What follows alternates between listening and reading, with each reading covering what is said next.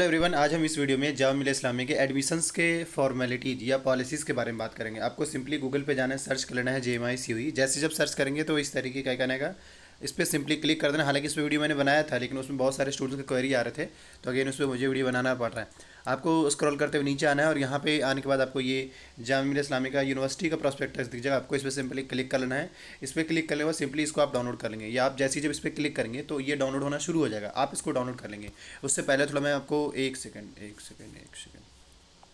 जैसे जब डाउनलोड करेंगे तो इस तरीके का प्रॉस्पेक्टस आपको दिखेगा। जो मुझे दिख रहा है आपको एज इट इज आपको दिखेगा। यहाँ पे आप बहुत कुछ इन्फॉर्मेशन एक्सेस कर सकते हैं, जैसे कि ये कौन कौन से कोर्स बीटेक बीआर में किस तरीके से एडमिशन होगा जामे में। इसके अलावा कौन कौन से यहाँ पे कोर्सेस हैं, ये सारी चीज़ें। इसके अलावा जो है यहाँ पे कुछ जनरल गाइडलाइंस हैं जो कि यहाँ पे मेंशन है। अभी जो है सिर्फ हम जनरल गाइडलाइंस की बात करेंगे। तो यहाँ पे पेज नंबर 27 पे चले जाएंगे यहाँ पे अगेन, और बाकी यहाँ पे और भी बहुत कुछ है, लेकिन ये कि अगर आप कमेंट करेंगे वही सबसे वीडियो जा जाएगी। अभी फ़िलहाल जो बताना है आपको उस पर हम जा रहे हैं। तो ये रहा पेज नंबर, यहाँ से ये रहा जनरल गाइडलाइन यहाँ पे है। इसको थोड़ा सा समझने की कोशिश करेंगे। यहाँ से एक एक करके हम सिस्टमेटिक में आपको समझाएंगे बहुत आसान तरीके से। तो चलिए पॉइंट नंबर 1 से पहले क्लियर करते हैं। देखिए, जो भी एडमिशन्स होंगे जामे में उसमें अलग अलग कोर्सेज हैं, लेकिन उन सब में बीटेक बीआर और बीडीएस में जो एडमिशन्स होता है वो होता है। बीटेक और बीआर की बात करें तो जेईई मेन के जो मार्क्स आते हैं उस हिसाब से, और बीडीएस की बात करें तो उसमें नीट के थ्रू, नीट में जो भी मार्क्स आते हैं उस बेस पे इनमें सिलेक्शन होता है। तो ये पहला पॉइंट क्लियर हो गया होगा। यहाँ पे कहना चाह रहा है admission of eligible candidate to all programme offered by various faculties and entrance centre of Jamia Millia Islamia we done through merit base in the sense कि जो आपने इंट्रेंस दिया है, जो आपके मार्क्स हैं उसी बेस पे मेरिट बनेंगे, एंड देन आपके उसी हिसाब से फिर आपको जामिया में एडमिशन मिलेगा। तो पहला पॉइंट क्लियर हो रहा है। अब चलते हैं दूसरे पॉइंट पे। पॉइंट नंबर 2 में कह रहा है कि admission to BDS program shall be on the basis of merit in NEET. NEET में आप दिए ही होंगे, तो नीट में जो भी आपके मार्क्स आएंगे उसके बेस पे आपका मेरिट बनेगा। जामिया आपका पहले फॉर्म फिल करा लेंगे और उसके बाद आपका मेरिट बनेगा। मेरिट के हिसाब से फिर आपको बीडीएस वाले सेक्शन में जामिया में एडमिशन मिलेगा। अब जो पॉइंट 3 है, इस चीज़ को समझना ज़रूरी है। नहीं समझेंगे तो आपके लिए दिक्कत खड़ा होगा। क्या है समझिए यहाँ पे। Correct candidate obtaining less than 30% marks in descriptive part of entrance test where ever applicable will not be shortlisted for interview और एडमिशंस। मतलब ये, जैसे आप जामिया में ऐसे कोर्स है, बहुत सारे ऐसे कोर्स है जामिया में जहाँ पे आपको डिस्क्रिप्टिव पार्ट भी लिखना होता है, और बहुत सारे ऐसे कोर्सेज में ऐसा होता है कि सिर्फ एंट्रेंस एग्जाम होता है। उसी के बेस पे जो आपके मार्क्स बनते हैं उसी के बेस पे आपका एडमिशन मिल जाता है। जैसे कुछ एग्जांपल लेते हैं।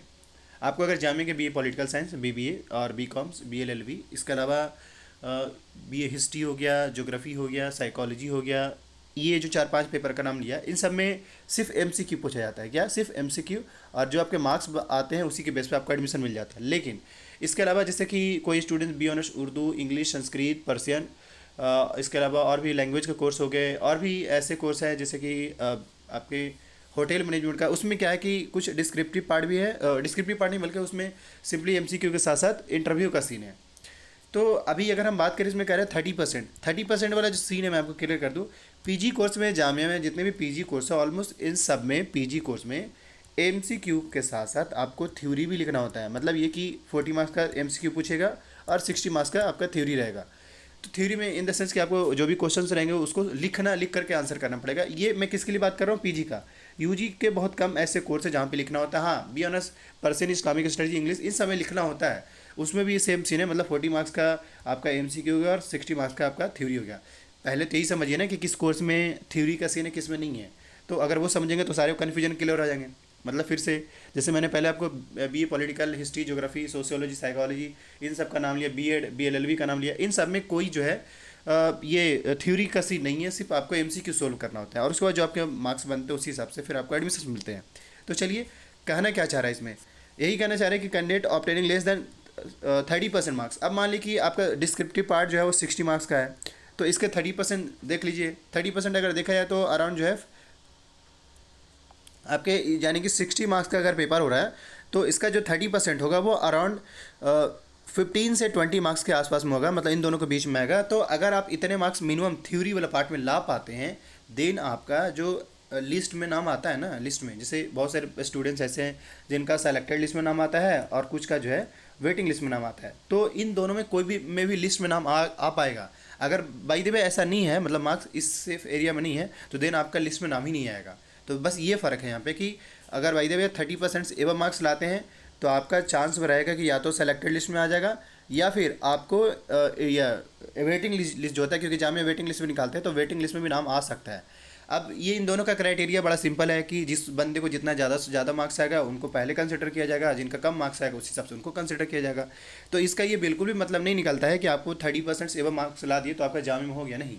ये बस एक मिनिमम बोलते हैं ना कि वो मतलब एक बॉर्डर है कि इस बॉर्डर के नीचे अगर जाएंगे तो आपको लिस्ट में नाम ही नहीं आएगा। और अगर इस बॉर्डर से एवं में रहते तो हो सकता है आपका वेटिंग लिस्ट में भी नाम आ जाए और सेलेक्टेड लिस्ट में नाम आ जाए, डिपेंड करेगा मेरिट क्या गया है उस हिसाब से। तो ये पहला पॉइंट मेरे ख्याल से क्लियर हो गया होगा, चाहे वो क्योंकि कुछ कुछ में इंटरव्यू वाला भी सीन है तो इंटरव्यू में भी सेम रखा गया है।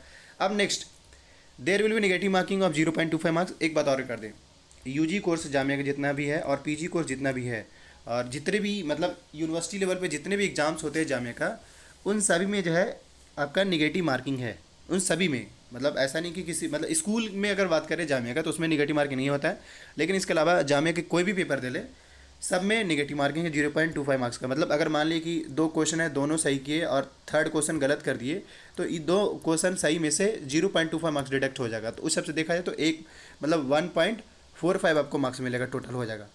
तो इस तरीके से 0.25 मार्क्स आपका डिडक्ट हो जाता है।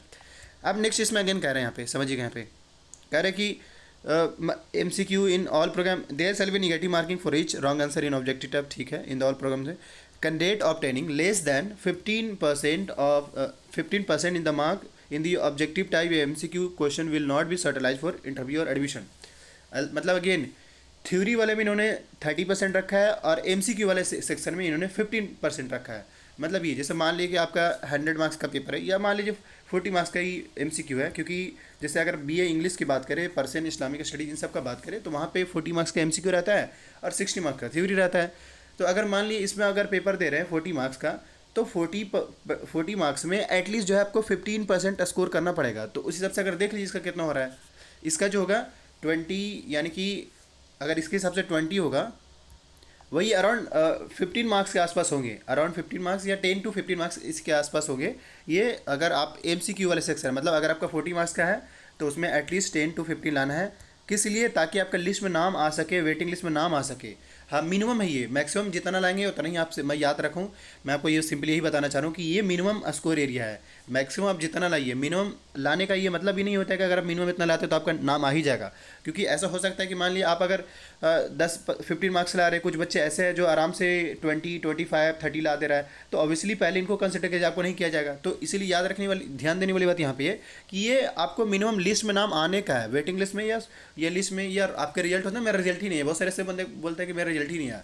उसकी सबसे बड़ी वजह ये होती है कि उनके मार्क्स इससे कम आ रहे होते, इसलिए उनका रिजल्ट में नाम नहीं आ पाता है। ये चीज़ें मेरे ख्याल से क्लियर हो गया होगा। अब again next point, absence of candidate. अगर कोई स्टूडेंट्स एंट्रेंस टेस्ट का जो डेट दिया है उस डेट में अगर नहीं रहेंगे तो ऐसे में उनको मतलब कोई मौका दोबारा नहीं दिया जाएगा। पहला, चाहे वो इंटरव्यू का सीन हो, चाहे वो डिस्कशन का सीन हो, ग्रुप डिस्कशन का सीन हो। मतलब जैसे ऐसा है कुछ कुछ कोर्स में इंटरव्यू होता है, जैसे कि होटल मैनेजमेंट में जो कोर्स है उसमें इंटरव्यू होता है, या फिर DLED में इंटरव्यू होता है। तो इंटरव्यू में अगर आप नहीं पहुंच पाएँ तो फिर ऐसे में आपको माना जाए कि आप नॉट एलिजिबल, आप नहीं है एडमिशन्स के लिए, आप इंटरेस्टेड नहीं है। तो वहाँ पे आपको कोई आपकी एक्सक्यूज नहीं सुनी जाएगी। नेक्स्ट पॉइंट, नो एप्लीकेशन और request from a candidate for rechecking. मतलब कभी कभी आपको लगता है कि हाँ भाई हमारा इतना मार्क्स आया, कम मार्क्स मिला है, तो आप रीचेकिंग और रीएवल्यूशन नहीं कर सकते हैं, क्योंकि इसका जो अथॉरिटी है जामिया अपने पास रखा है। Next, number of seats mention in various undergraduate UG PG program is only indicative of maximum intake capacity program does not be on the.